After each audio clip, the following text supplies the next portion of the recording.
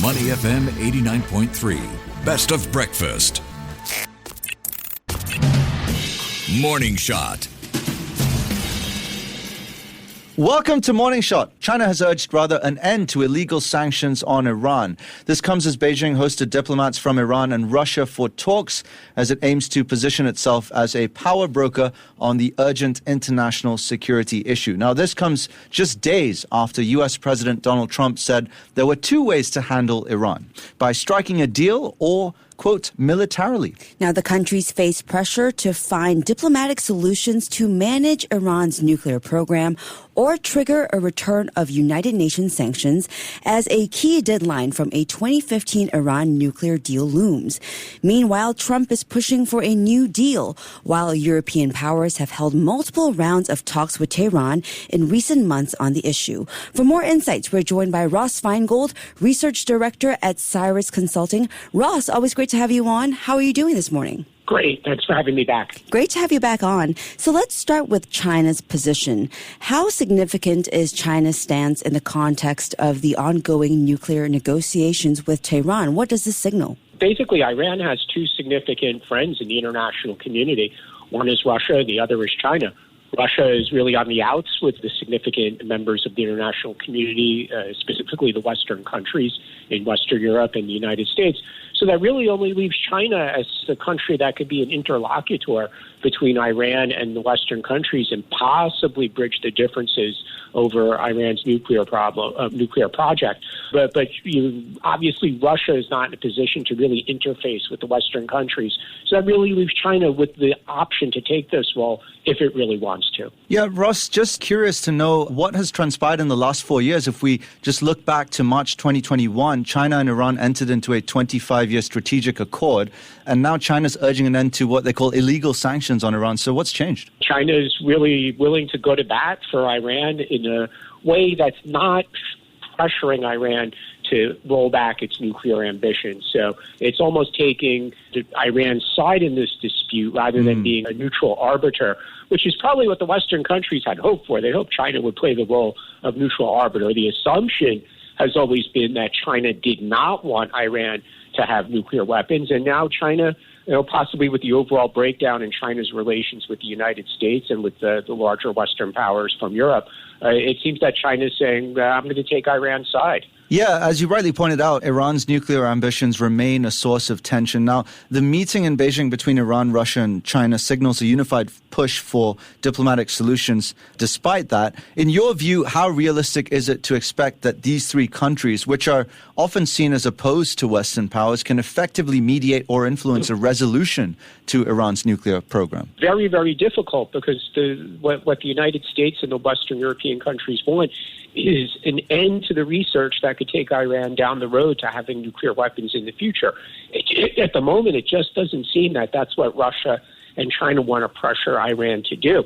They basically want the United States and the Western countries to back off and let Iran continue enriching uranium and doing other things that really give Iran the ability to go for a nuclear weapon when it decides to do so. Russia and China, they're not coming into this with the same perspective that they had in the past, which was basically aligned with the Western countries, and that was to end nuclear research that might lead to a weapon.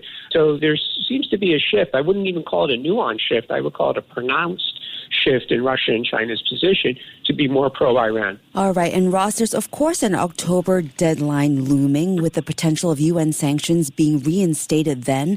Do you think there's still a viable path to some sort of renewed agreement under the Joint Comprehensive Plan of Action, or has the situation deteriorated too far, you think?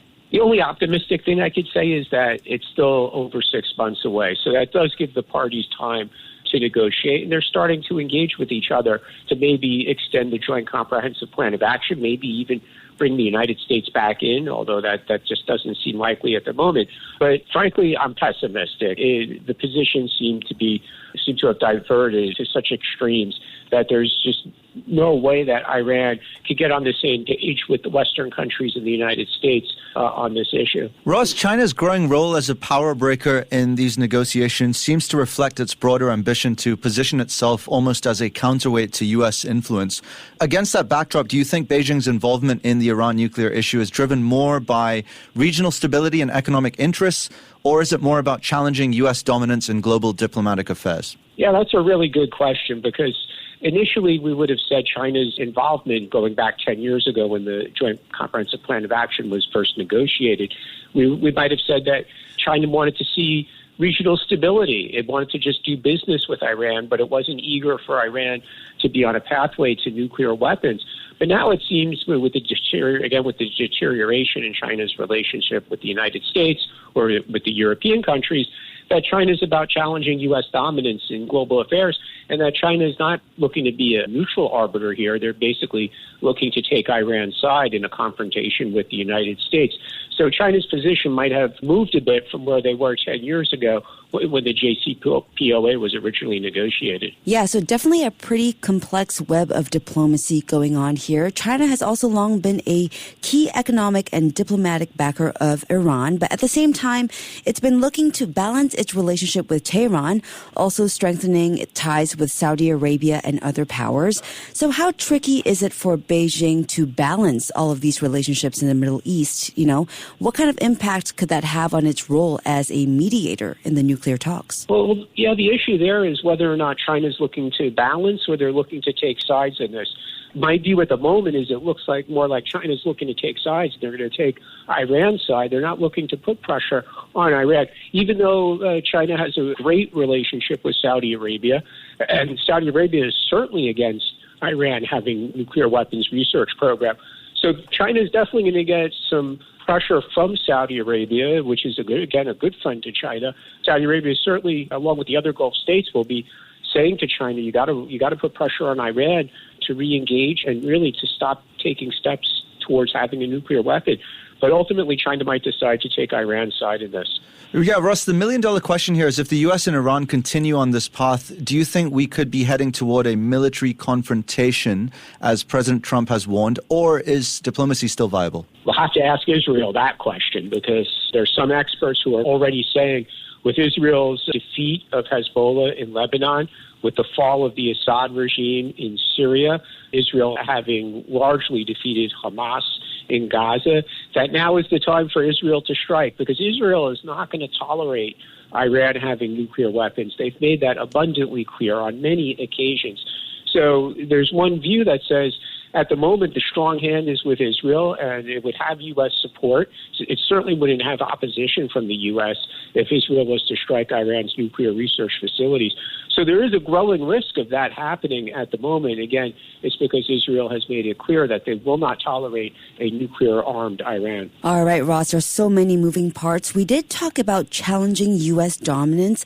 So the U.S. has been vocal in its criticism of Russia and China's involvement in these talks, especially as the Trump administration doubles down on sanctions.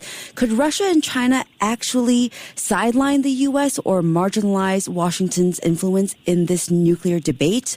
Or are we looking at even deeper geopolitical divisions here? We're probably looking at deeper geopolitical divisions, unfortunately. Again, Russia's relationship with Western European countries and with the United States has frayed because of the war in Ukraine. There's some potential for the Trump administration to patch up relations with Russia. We have to see how those ongoing ceasefire talks play out and then what kind of follow-up initiatives there are from the Trump administration towards Russia.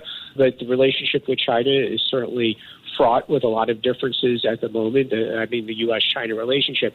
So it's very hard to imagine that Russia, China, the United States, and Germany, France, and the U.K. could all get on the same page with regard to Iran's nuclear ambition. So it's a very tricky situation. It's definitely linked to larger geopolitical concerns and issues as well. But again, it's just hard to imagine that Russia and China and the Western countries will be on the same page with this issue. All right. Yeah, with growing tensions and high-stakes diplomacy at play, the path forward in the Middle East remains uncertain. Ross, thanks so much for helping us unpack this complex issue and for joining us this morning. Thank you. Yeah, thanks, Ross. Have a good good rest of the week. That was Ross Feingold, Research Director at Caerus Consulting, and you're listening to Money FM 89.3.